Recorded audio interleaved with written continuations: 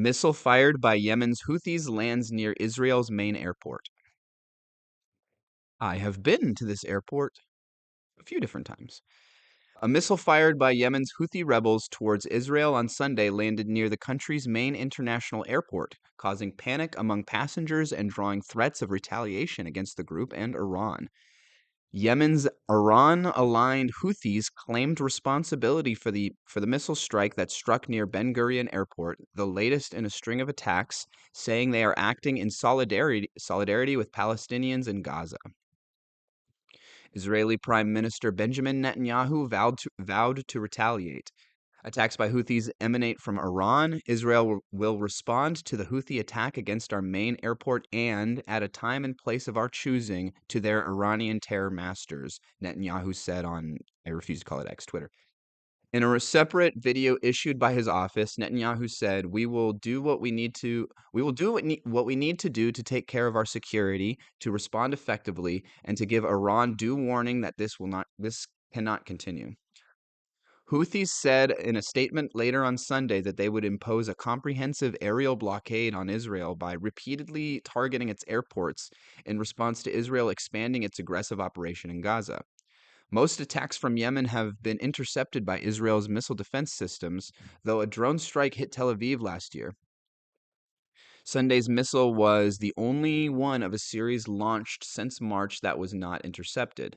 Later on Sunday, the Israeli military concluded an assessment and cited a technical issue with the interceptor launched towards the missile. Initial findings reveal no malfunction in the detection procedure, interception systems, or home front command alert mechanisms, the Army added in a statement.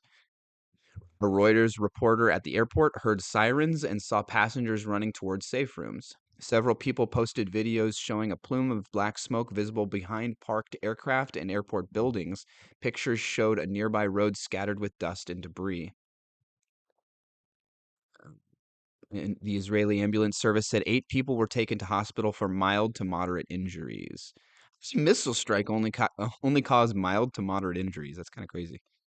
An Israeli police commander, Yair Hetzrani, showed reporters a crater caused by the impact of the missile, which airport authorities said landed beside a road near Terminal 3 parking lot.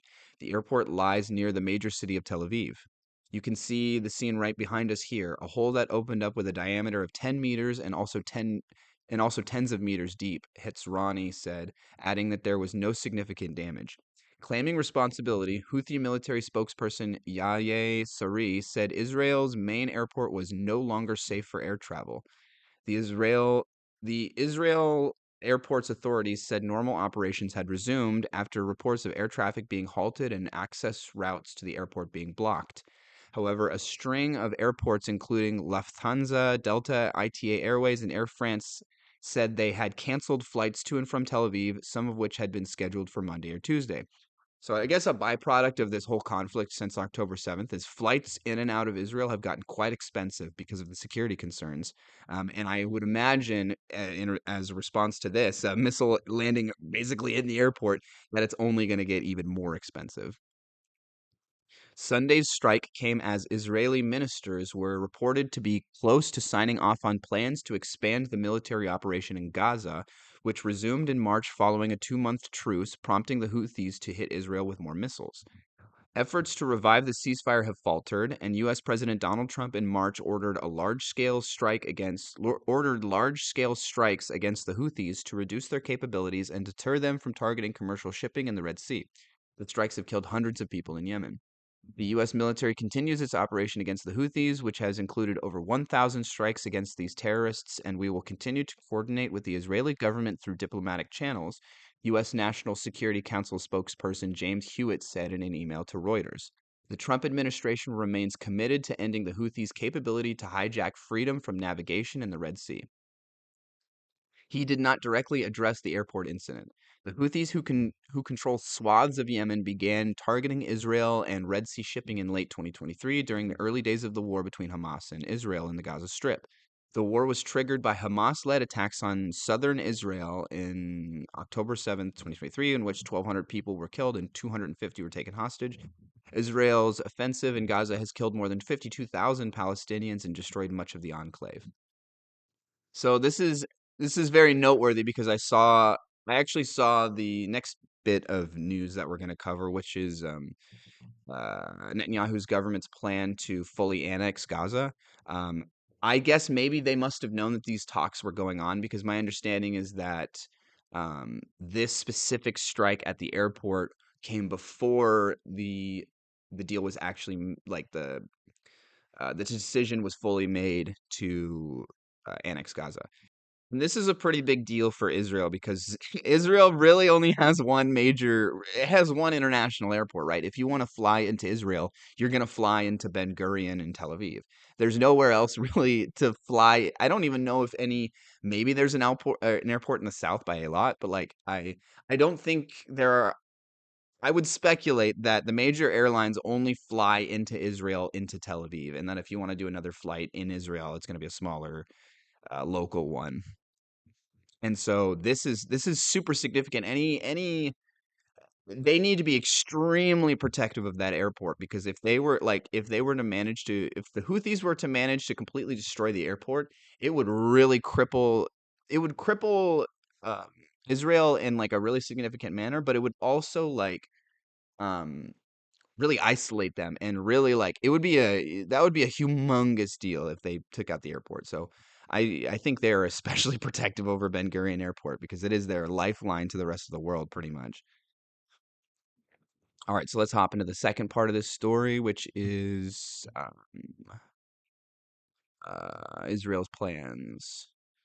So Netanyahu vows powerful Israeli operation in Gaza as ministers okay plan to capture the whole enclave. So this was released just today. I'm pretty sure. Israel's security cabinet has unanimously approved plan to seize all of the Gaza Strip in what Prime Minister Benjamin Netanyahu said would be an intensive military operation aimed at defeating Hamas. Palestinian civilians will be moved during the powerful new operation in Gaza, Netanyahu said in a video posted on social media, adding that his forces would not launch raids inside the enclave and then retreat. Wait, a video. Okay. The Security Cabinet took the decision on the recommendation of Israeli Minister Chief Ayal Zamir, Netanyahu said. Israel, before the last ceasefire went into effect, had already taken full control of a third of Gaza. The besieged enclave has been under the longest blockade of humanitarian aid since the war began in 2013, as Israel's total ban on the entry of all goods, including food, fuel, and medical supplies, enters its third month. Wow, I didn't even hold on. Let's pause here really quick. As a result, the risk of famine hangs over Gaza's population, prompting alarm even among some of Israel's closest allies. Let's take a look at this really quick because I don't know if I.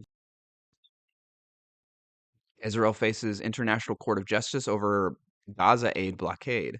When was this released? April 28th. So this was just a week ago. Israel will face accusations of breaking international law by refusing to let aid into the Gaza Strip when dozens of nations present arguments at the International Court of Justice during a week of hearings starting in The Hague on Monday. Since March 2nd, Israel completely cut off all supplies to the 2.3 million residents of the Gaza Strip, and food stockpiled during a ceasefire at the start of the year has all but run out.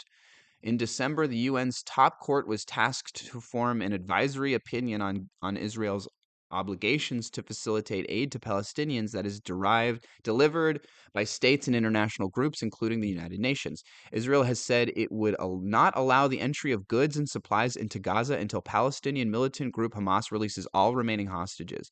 Wow, okay, so I didn't know that they did this. Germany, France, and Britain last week called on Israel to adhere to international law by allowing the unhindered passage of humanitarian aid into Gaza after Israel reiterated that no aid would be allowed to enter Gaza in order to pressure Hamas. US President Donald Trump on Friday said he had pushed Israeli Prime Minister Benjamin Netanyahu to allow food and medicine into the besieged Palestinian territory.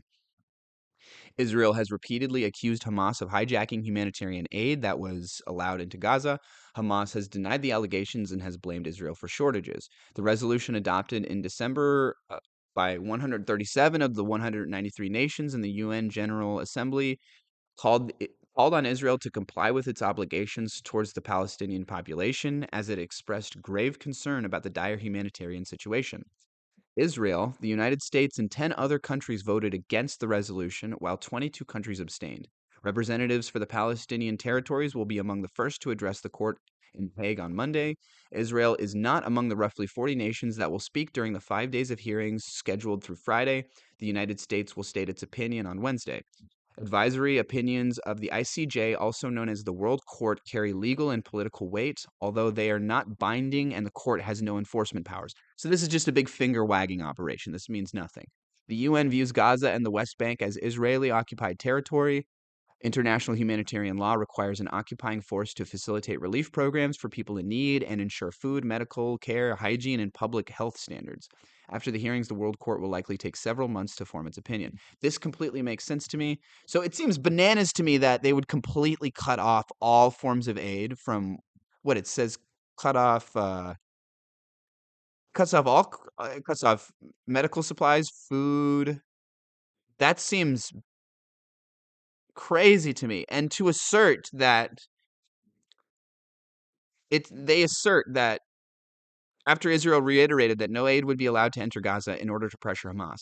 Well, okay, so Hamas does have a track record of stealing some percentage of these humanitarian aid shipments that go into Gaza. They do have a track record of stealing some percentage of them, but not literally all of it. As my understanding is that a majority of that aid, over 50%, still makes its way to the people in need. I don't know what they would expect to happen if they take away all aid. Like what they're clearly trying. This screams to me that they're trying to make Gaza completely uninhabitable. And that seems entirely consistent with their statements earlier that they want to basically kick everybody out and completely annex Gaza. Um, you make Gaza completely uninhabitable by removing all aid, all food, destroying all the buildings, and then you're gonna say we're gonna do a special operation. We're gonna remove you all. This seems like I would not be surprised if they're doing this as a way to ease their way into kicking all the Palestinians out and claiming Gaza.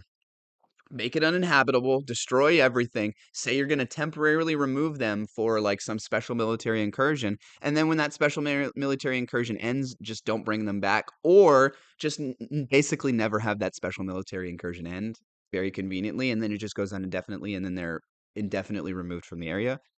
I feel like there's a good possibility one of these will play out.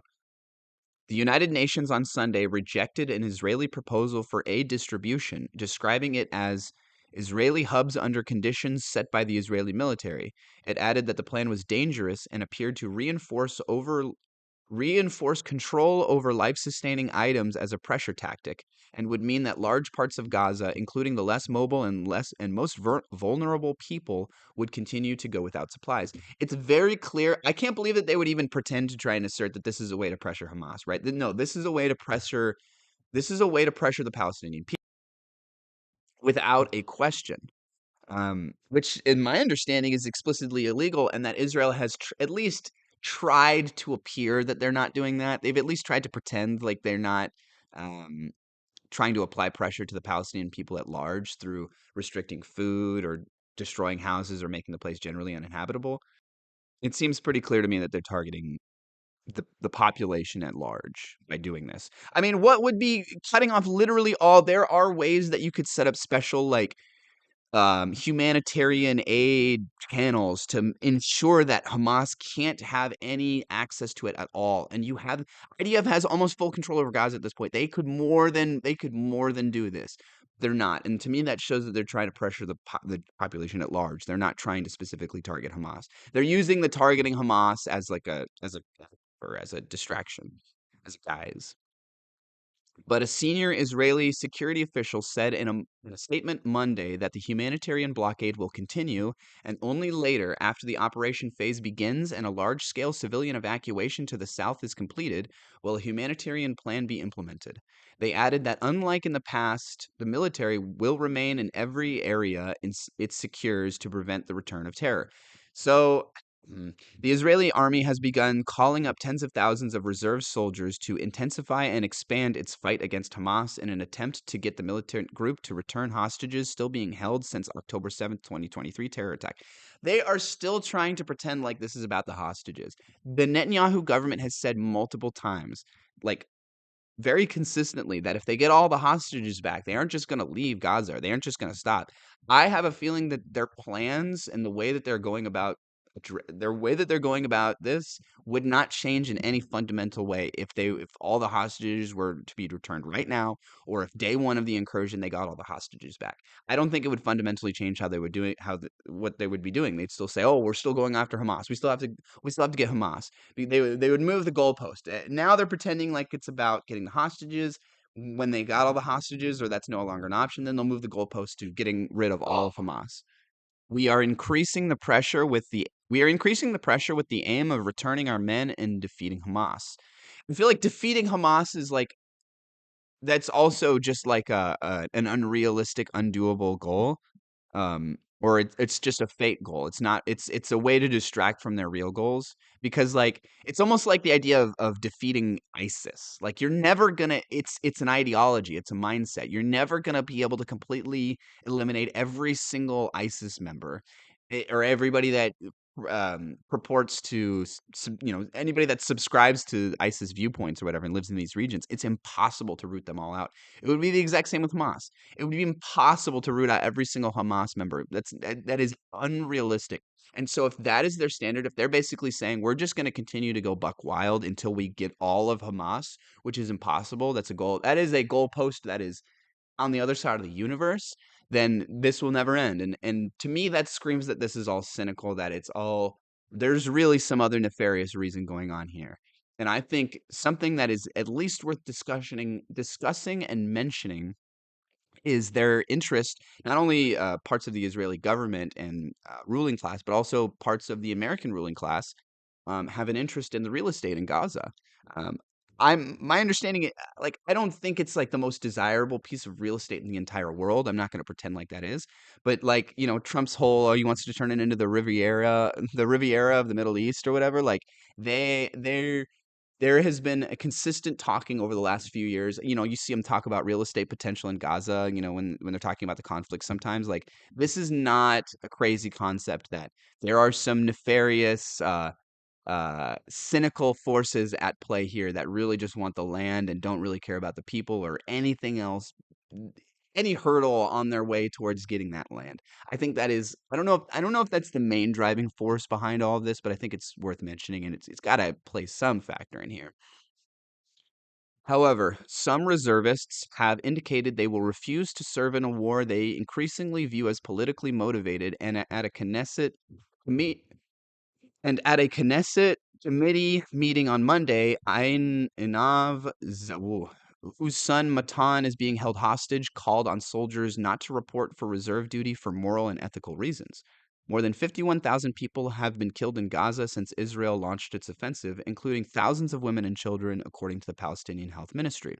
The war has also decimated Gaza's medical facilities and infrastructure and driven most of its population from their homes, often several times.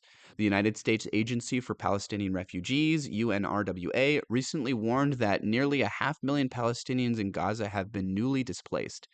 Meanwhile, the families of the 59 remaining hostages under Hamas's captivity issued a red alert Monday over the impending expansion in Gaza.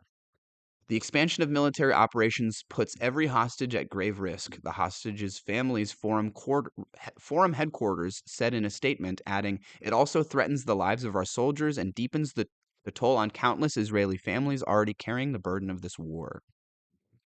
Some 1,200 people were killed during Hamas's terrorist attack in southern Israel, while around 250 taken hostage, according to Israeli counts, marking a major escalation in the decades-long conflict. Israel resumed launching airstrikes in Gaza after a fragile 8-week truce between Israel and Hamas collapsed on March 18th, just more than 2 weeks after the first phase of the three-part ceasefire deal came to an end. Negotiations on the second phase of the deal, meant to establish a permanent end to the fighting, have since stalled. The ceasefire. Oh, who would have guessed that the performative, immediate ceasefire that happened when Trump came into office wouldn't have lasted? Who would have guessed? Oh my God. The ceasefire and hostage release talks could resume before a planned visit by President Donald Trump to the region next week. Israeli Minister Ze'ev Elkin told the public broadcaster Khan on Monday.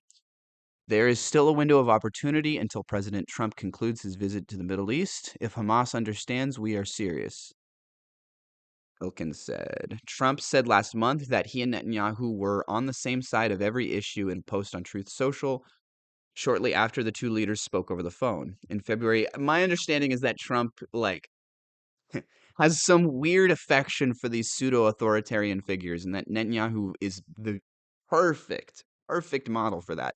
So it doesn't surprise me that Netanyahu is like some weird kryptonite to Trump, and that he just is in lockstep. But not only is Trump like sort of he goes with the wind, he says lots of contradictory things, but I think he's especially susceptible. When he has a conversation with Netanyahu or something, he's going to come out agreeing with everything he says. In February, Trump announced that the U.S. would seek ownership of the Gaza Strip to develop it into the Riviera of the Middle East, after saying Palestinians have no choice but to leave their homes there.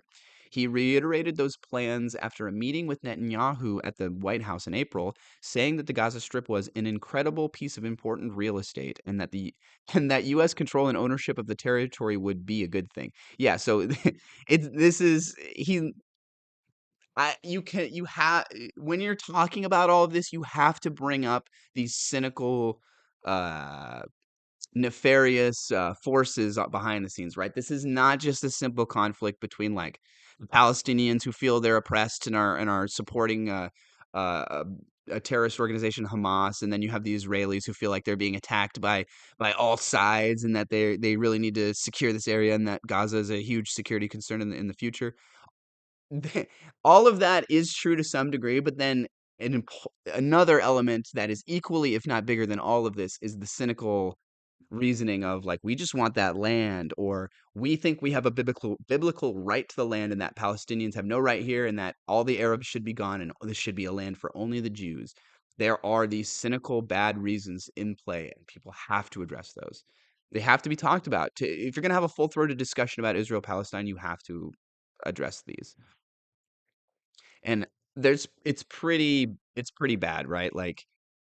I can only imagine from an Israeli security perspective, I can think of no faster way to create an entire generation of martyrs willing to sacrifice themselves and commit terror attacks on Israel than to commit an ethnic cleansing by kicking literally all of them out of Gaza and then claiming it and then developing it for first world interests. Like I can think of no faster way to create a scenario in which you're going to have a series of big terrorist attacks, because these people have been in 100 years of victimhood, right? Their great great grandpas were kicked off their land or had the land bought from under them or whatever happened, and they have been 100 years deep in this mindset, generations and generations, and then you kick them out, and then you do another injustice against them. You kick them completely out of the land that they were supposed to have, and then you develop it in a first world way. This, I can't think of a faster way to. This all seems so counterintuitive to Israeli security. This just seems such a short-sighted way of addressing legitimate security concerns within Israel. If your goal is to create a long-term, more safer region and an environment for Israel to thrive in, I think this is the exact opposite way you need to go about doing this. I think since October 7th, I would have said prior to October 7th that some sort of pseudo one state solution is probably the best option, and that a two state, I don't know if it's totally viable. I would have maybe been open to being convinced that a two-state solution was viable prior to October 7th. But post October 7th, I don't think a two-state solution is possible at all. What do you you've completely destroyed Gaza. So first off, they barely even have a state left to give them. So I don't think a two-state solution would make any sense. Plus, you you have to have high level of security over the people remaining in Gaza at this point because of the whole martyrdom thing I mentioned, right? You're going to have a whole generation of people that are feeling like martyrs and are ready to sacrifice themselves. So I think because of October 7th, we're kind of horseshoed our way back to a pseudo one-state solution to being the only way to do this, right? I and it's gonna take a different form than it used to be. Prior to October 7th, I would have said maybe a one-state solution in which Israel really tries to, like, incorporate the Palestinian identity as part of the state, and, like, maybe even go as far as to rename the country or change the flag or do something huge and symbolic to really, like, recognize, like, "Guys, we're trying to put a new foot forward in this relationship, and we're gonna try and mend the harm, mend the breaks." I don't think that explicit bridge building form of one state solution would work at this point.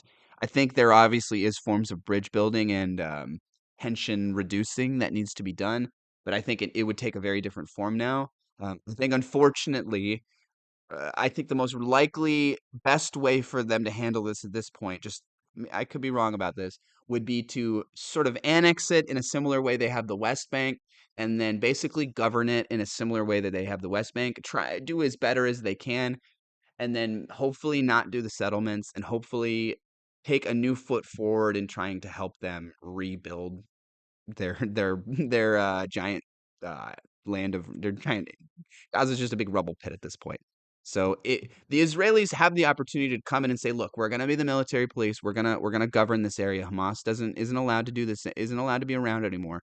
But we're gonna help y'all rebuild. We're gonna help you hopefully work towards a path where maybe we can get to a one state solution type of thing." I think that's the most realistic, safest, best long term solution for Gaza at this point. And then maybe in the future, after they've developed it enough, after they've built enough bridges, maybe then they can start taking down fences or start, reducing checkpoints and roadblocks and really try and incorporate Gaza into the greater part of Israel. Um, I feel like that's the only option at this point, really, in a sort of a horseshoe roundabout way.